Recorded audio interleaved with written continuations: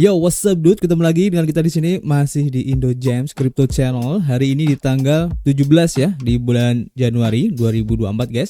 Dan kalau kita lihat di sini guys, untuk perubahan yang terjadi dari pergerakan market ya secara global, bisa dibilang sideways ya, perubahannya hanya di 0,68% saja guys.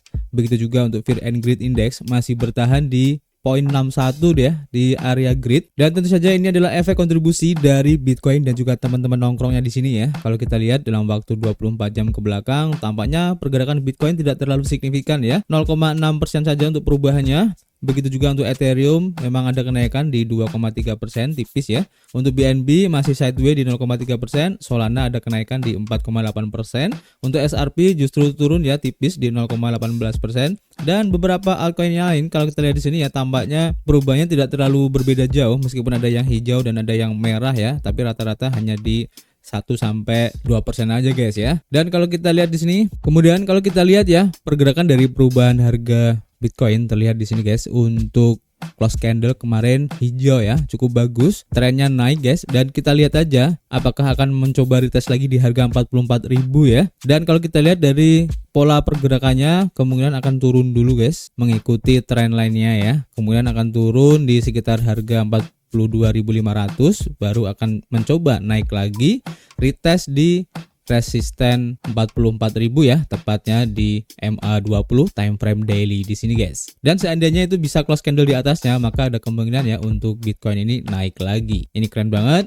Dan kita akan update lagi nanti seperti biasa guys. Oke. Dan langsung aja guys, kita ke informasi hari ini. Yang pertama kita lansir ya dari harian Cointelegraph. Dan ini untuk update dari fake tweet ya yang sempat ramai kemarin. Jadi tweet palsu atau fake tweet tentang ETF Bitcoin Spot dari SEC kemarin ya. Ini katanya kemungkinan besar bukan dari SEC guys. Ini kata direktur dari Asosiasi Blockchain, Ron Hammond, mengatakan bahwa pencantuman logo Bitcoin dan skema grafis menunjukkan bahwa SEC tidak berada di balik penyusunan tweet bertujuan ETF Bitcoin Spot kemarin itu guys, yang sempat heboh ya. Jadi sebuah tweet palsu di platform media sosial X, sebelumnya Twitter, yang mengguncang pasar kripto ya pada tanggal 9 Januari kemungkinan besar tidak dikeluarkan oleh Komisi Sekuritas dan Bursa Amerika Serikat, menurut seorang direktur Asosiasi Blockchain. Dalam utasnya ya di X pada 16 Januari, Direktur Hubungan Pemerintahan Asosiasi Blockchain Ron Hammond mengatakan tweet yang mengumumkan persetujuan Bitcoin Spot tentang ETF yang diklaim oleh SEC ini dikompromikan guys,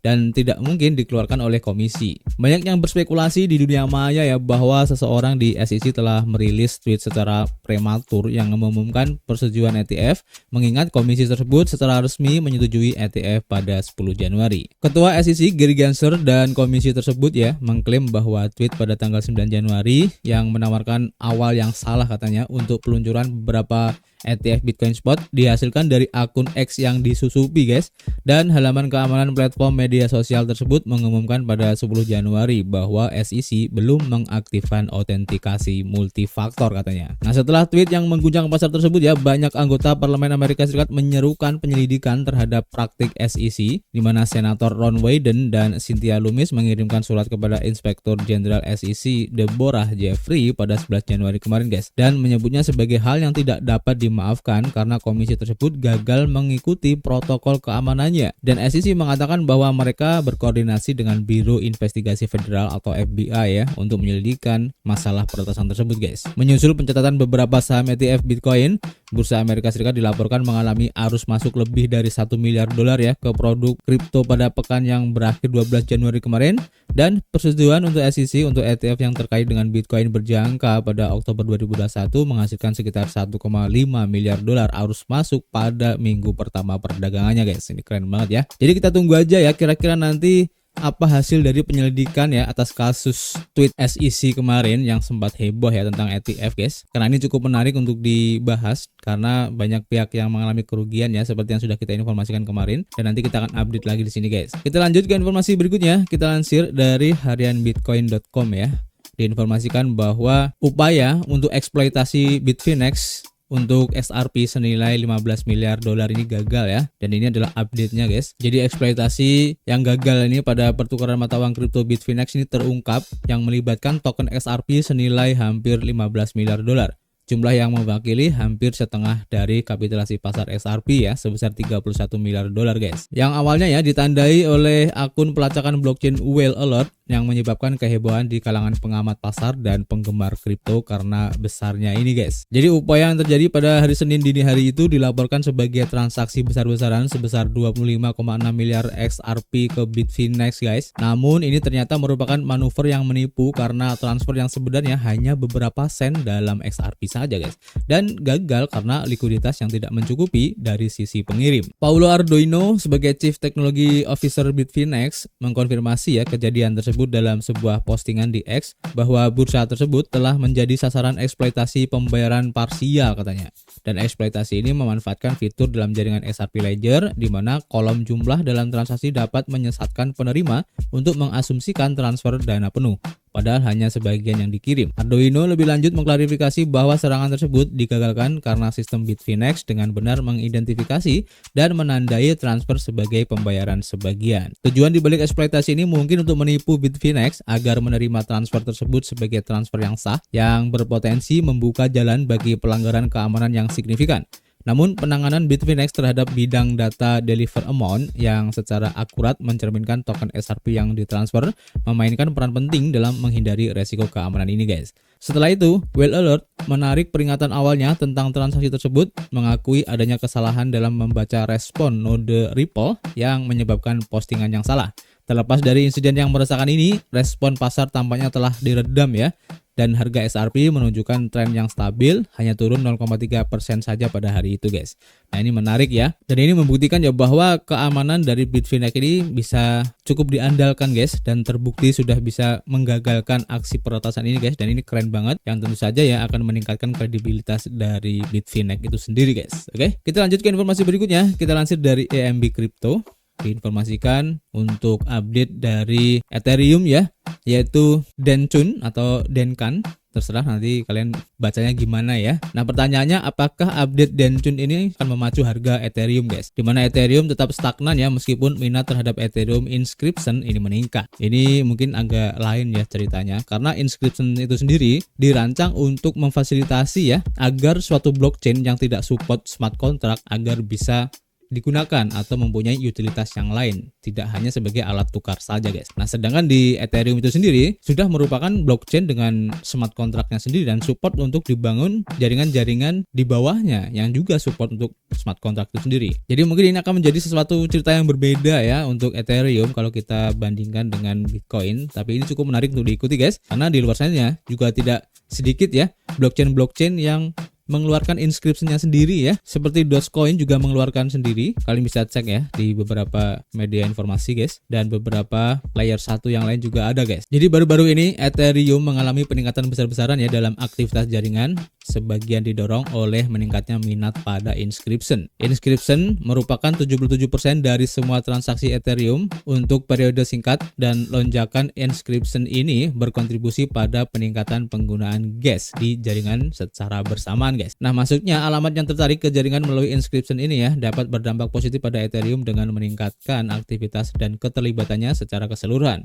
Namun di tengah perkembangan positif ini, Ethereum dapat menghadapi tantangan ya dalam bentuk penebusan Ethereum yang signifikan. Menurut postingan X, awal Januari melihat penebusan Ethereum yang dipertaruhkan terbesar sejak upgrade Shanghai, khususnya 656.200 Ethereum yang substansial telah ditarik sepenuhnya guys. Meskipun unstaking adalah hasil dari perilaku memberi pinjaman kripto yang bangkrut Celsius ya, dan penyedia layanan staking Figment, penarikan ini berpotensi berdampak pada ekosistem staking Ethereum dan mempengaruhi dinamika pasar guys. Kedepannya nanti Ethereum bersiap ya untuk peningkatan Denchun. Dalam 24 jam ke depan, peningkatan atau upgrade Denchun ini akan diterapkan pada testnet Goerli, dan upgrade ini akan memperkenalkan Bloops ke testnet yang juga dikenal sebagai Proto dan Sharding guys. Pengenalan ini bertujuan untuk mengurangi biaya transaksi di layer 2 yang dapat membantu Ethereum dalam hal skalabilitas dan efektivitas biaya guys. Terlepas dari kemajuan ini, kinerja pasar untuk Ethereum mengalami penurunan harga ya, diperdagangkan pada harga 2.500-an dolar pada saat penulisan ini selama 24 jam terakhir, dan Ethereum mengalami penurunan sebesar 0,28% aja guys. Oke, jadi kita tunggu aja guys, kira-kira apakah kemajuan Danjun ini bisa mendongkrak harga Ethereum lagi guys. Ini cukup menarik untuk diikuti, jadi kalian tetap stay tune aja di sini guys. Oke, dan yang menarik di sini guys, kita lansir dari akun Twitter Solana Mobile guys. Nah, di sini kita bisa tahu ya bahwa untuk penjualan dari Solana Saga atau handphone dari Solana ini untuk chapter kedua ya, ini sudah dibuka guys untuk pre-ordernya. Jadi buat kalian yang mungkin tertarik ya untuk memiliki Solana Mobile versi kedua ini, kalian bisa pre-order sekarang. Kalian bisa kunjungi di solanamobile.com/2. Nanti akan dibawa ke halaman ini guys ya. Kalian bisa baca sendiri untuk lebih lengkapnya nanti seperti apa.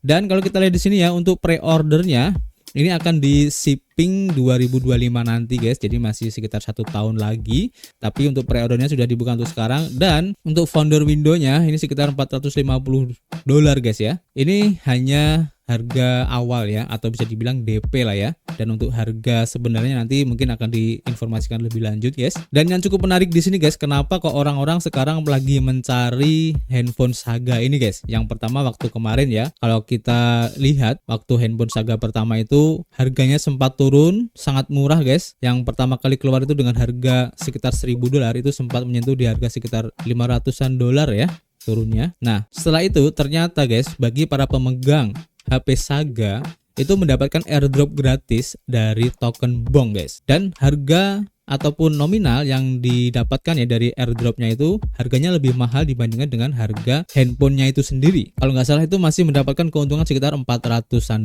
guys. Nah, itu yang membuat ya ataupun men-trigger orang-orang itu pada mencari ya untuk membeli handphone Saga yang kemarin itu guys. Sehingga karena banyaknya permintaan, kalau tidak salah itu terakhir harga dari handphone Saga itu menembus harga $3.000 guys per piecesnya. Ini keren banget ya. Nah, karena hype yang terlalu tinggi ini ya, akhirnya pihak Solana Mobile pun akhirnya mengeluarkan versi kedua ya dari handphone Saganya dengan berbagai peningkatan tentu saja guys. Dan diinformasikan juga ya, tersebar kabar bahwa kedepannya nanti akan ada airdrop yang lain dari ekosistem Solana, dimana untuk salah satu persyaratannya itu harus mempunyai handphone Saga guys. Nah, ini buat yang mempunyai handphone Saga bakal mendapatkan banyak airdrop ya dari project-project yang dibangun di ekosistem Solana guys, tanpa harus berbuat atau melakukan banyak-banyak tugas. Nah, ini menarik banget.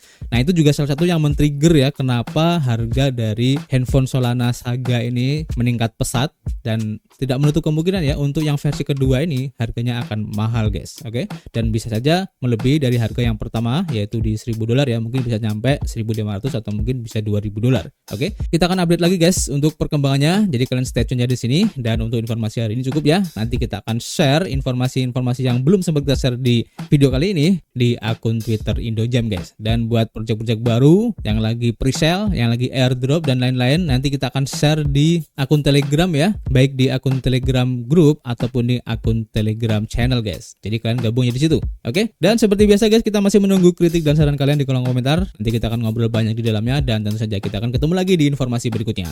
Peace.